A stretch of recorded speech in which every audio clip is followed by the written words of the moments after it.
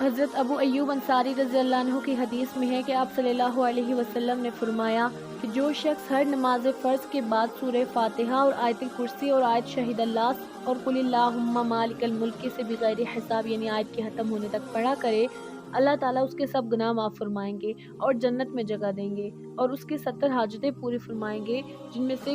کم حاجت اس کی مغفرت ہے۔ امام بغوی نے اپنی سند کے ساتھ اس جگہ ایک حدیث نقل فرمائی ہے کہ آپ صلی اللہ علیہ وسلم نے فرمایا کہ اللہ تعالیٰ کا فرمان ہے، جو شخص ہر فرض نماز کے بعد سورہ فاتحہ اور آیت الکرسی اور آل عمران کی 3 آیتیں، ایک آیت شہید اللہ انہ لا الہ الا ہوا آخر تک، دوسری اور تیسری آیت قل اللہم مالک الملک سے بغیر حساب تک پڑھے گا تو میں اس کا ٹھکانہ جنت میں بنا دوں گا اور اس کو اپنے حضیرت القدس میں جگہ دوں گا اور ہر روز اس کی طرف 70 مرتبہ نظر رحمت کروں گا اور اس کی 70 حاجتیں پوری کروں گا اور ہر حاسد اور دشمن سے پناہ دوں گا اور ان پر اس کو غالب رکھوں گا۔ آیت شہید اللہ انہ لا الہ الا ہوا والملائکۃ واولو العلم قائما بالقسط لا الہ الا هو العزیز الحکیم ان الدین عند اللہ الاسلام وما اختلف الذین اوتوا الکتاب الا من بعد ما جاءهم العلم بغیا بینہم ومن یکفر بآیات اللہ فإن اللہ سریع الحساب۔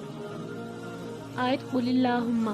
اللہم مالک الملک تؤتی الملک من تشاء وتنزع الملک ممن تشاء وتعز من تشاء وتذل من تشاء بیدک الخیر انک علی کل شیء قدیر تولج اللیل فی النہار وتولج النہار فی اللیل وتخرج الحش من المسجد وتخرج المسجد من الحش وترزق من تشاء بغیر حساب۔